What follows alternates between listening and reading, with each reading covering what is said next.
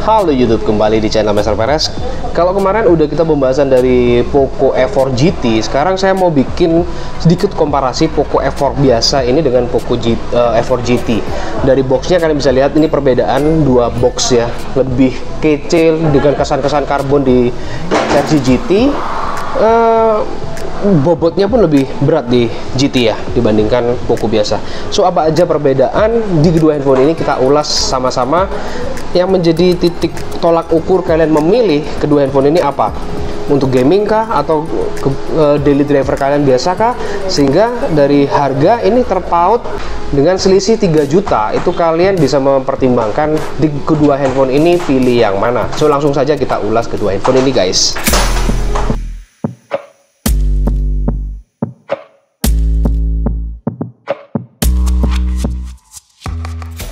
Nah, pertama kita mau bahas dari segi desain. Dari dua handphone ini memiliki karakter desain yang kalau dari body sih hampir-hampir sama ya. Tapi kalian bisa lihat sendiri dari belakang ini, kalian suka yang mana? Dari F4, desain kamera belakangnya seperti ini, back case-nya glass, tapi ini ngecap sidik jari. Nah, jadi punya tekstur yang menurutku bagus, cuman ada minusnya yaitu sidik jari. Kalau ini yang di F4 GT itu aman guys. Ini kalau kita nggak terlalu nyidik jari dan desainnya unik. Kemudian bagian flashnya juga unik. Bagi yang belum nonton, udah saya upload videonya dan bisa klik link di atas.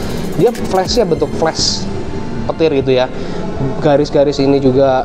Kemudian kalau kita ngeliat dari bagian samping, ini kedua handphone ini sama-sama memiliki konsep flat, dan bagian samping ini juga ada tombol power, dan ciri khas dari Poco itu sensor sidik jari jadi satu di tombol power ya. Kemudian di volume button di sebelah sini, sedangkan di yang F4 GT powernya di sini.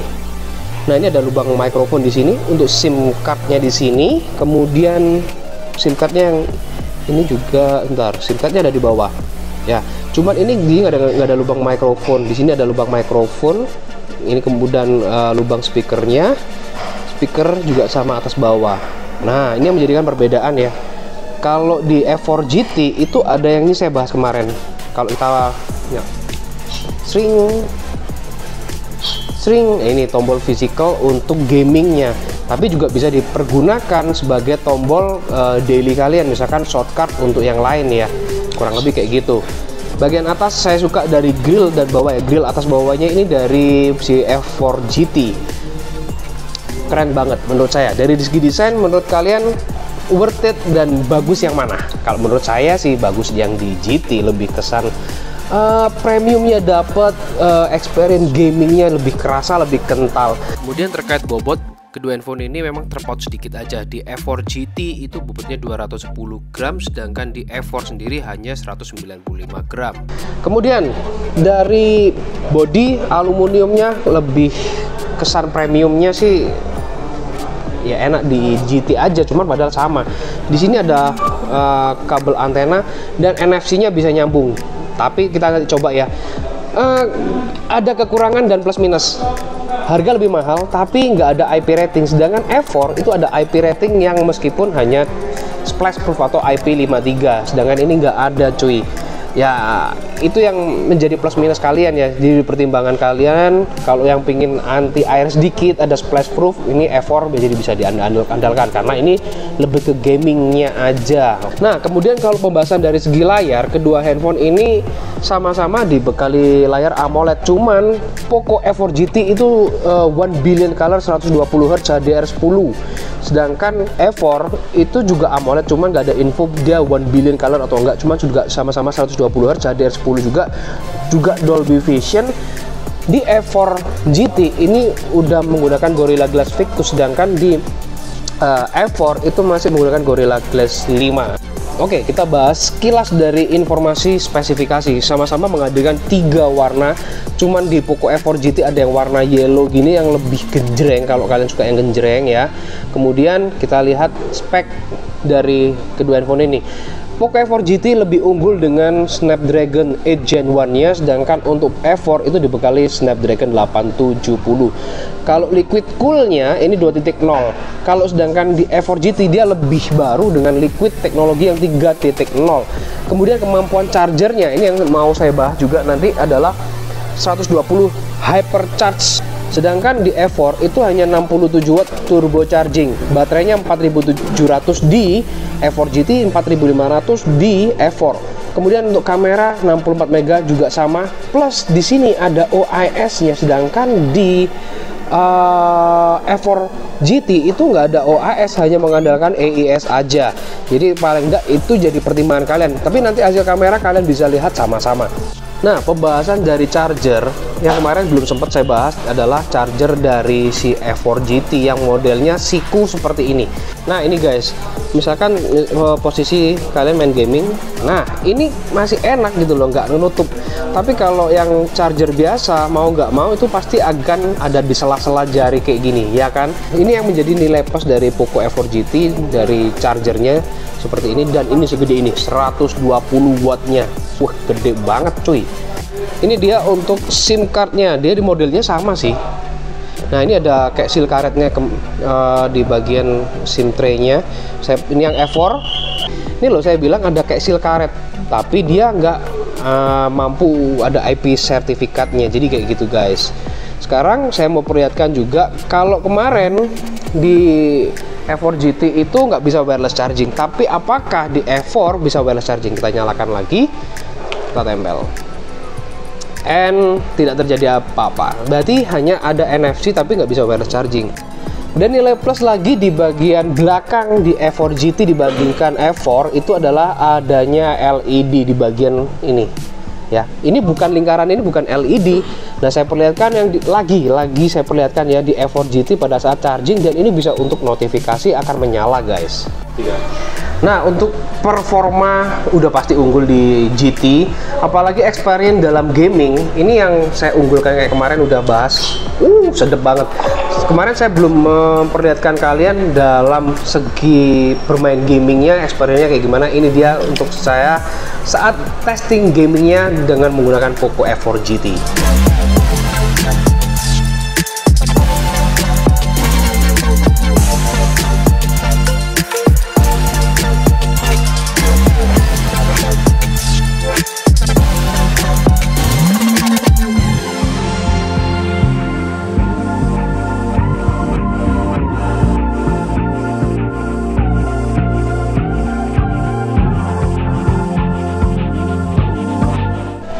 Untuk layar kedua handphone ini sama-sama udah menggunakan panel AMOLED, cuman di Poco Evor GT ini menggunakan ketajaman warna, kelimpahan warnanya itu sampai 1 billion color di sini. Jadi kalian bisa lihat ya warna daunnya ini ya. Sekarang saya mau play sama-sama, boom. Nih. Nah, bisa kelihatan nggak warna orange-nya itu agak sedikit berbeda, sedikit tapi nggak banyak. Sekarang kita masuk ke warna hijau daun yang di sini dulu. Ini lebih deep warnanya. 1 billion color, Dolby Atmos dan Dolby Vision. Nah, untuk suaranya gimana? Kita sekarang cobain. Ini gelapnya ya, gelap. Warna gelapnya lebih deep warnanya. Kayaknya lebih bagus di Evor GT menurut saya sih. Sekarang kita menuju ke tes kualitas suaranya guys. Sekarang kita mau tes kualitas musik speakernya di kedua handphone ini gimana. Udah maksimal.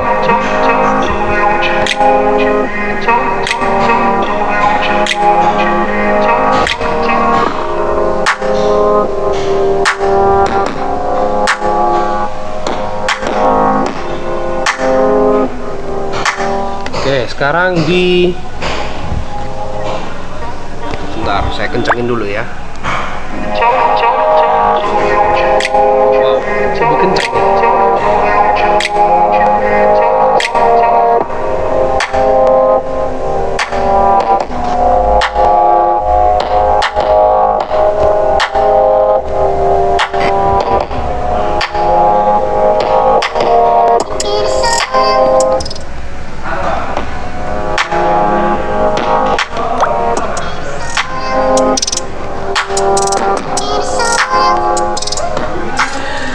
Lebih kenceng, lebih ngebas di yang Poco Evor GT menurut saya. Kalau kalian dengerin gimana guys?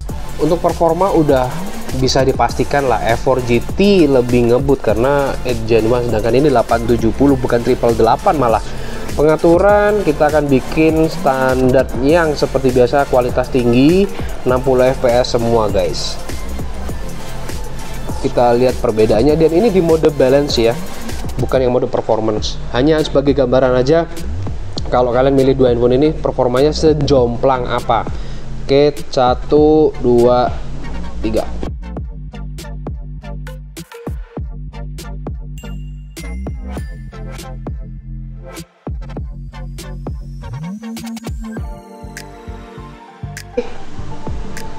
Ketinggalan jauh banget nih, ini masih 65%. Ya ini memang dari segi prosesor udah kelihatan banget ya, Gen 1. Jadi kalau kalian memang cari performance yang lebih ngebut ya F4 GT. Kalau ini sih untuk daily driver kalian sehari-hari sih oke. Buat main game ya biasa oke, fine, kayak yang generasi sebelum-sebelumnya yang menggunakan chipset 870 nggak ada masalah tentunya. Dikit lagi selesai, and boom, voila. Inilah untuk performa gambaran dari Snapdragon 870 vs 8 Gen 1. Berikut ini spesifikasi untuk kameranya di E4, Poco E4. Sama-sama 64 meganya, cuman di Poco E4 itu ada OIS, dengan di E4 GT nggak ada. Dan ini hasil kamera selfie-nya. Bagaimana menurut kalian? Di cenderung lebih warm di Poco E4, lebih brightness di Poco E4 GT. Dan ini bokehnya juga bagus di kedua handphone ini menurut saya sih. Ini ada dua macam bokeh ya, normal sama yang lebih bokeh. Ini yang terakhir lebih bokeh. Sekarang lanjut ke kamera belakangnya. Ciri khas dari Poco E4 lagi-lagi itu lebih warm, lebih padat warnanya. Kalian bisa lihat lagi warna lampu dan logo Meteor itu juga merahnya berbeda. Dari wide angle, normal hingga zoom itu jadi berubah-berubah. Namun karakter dari Poco E4 ini kadang bisa lebih bagus, kadang bisa lebih kalah dengan yang GT gitu loh. Ya gimana ya, hasilnya nggak konsisten memang. Dan ini hasilnya pada saat membelakangi cahaya atau backgroundnya lebih terang seperti ini, sama-sama struggle, tapi di E4 itu lebih bagus penangkapannya, dan pada saat zoom itu juga bisa menangkap cahaya lebih baik dibandingkan E4 GT. Kemudian ini bokeh atau portraitnya, warna saturasi dan istilahnya warna yang di E4 GT ini jadinya lebih padat dibandingkan E4. Lanjut di foto makronya, ini kalian bisa lihat sendiri perbedaannya beda tipis guys.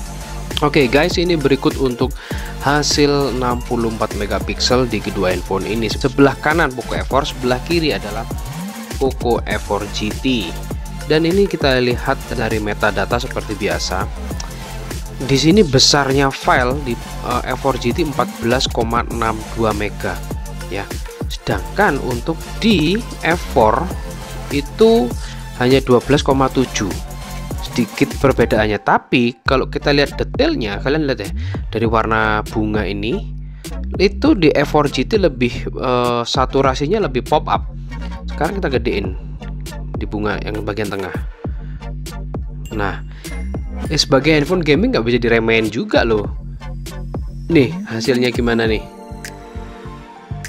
Kalian bisa lihat sendiri, bisa dinilai sendiri. Nah, tajamnya, detailnya kok malah lebih bagus di Poco E4 GT menurut saya kali ini untuk yang 64 mega. Kalau kalian bagaimana? Setuju tidak?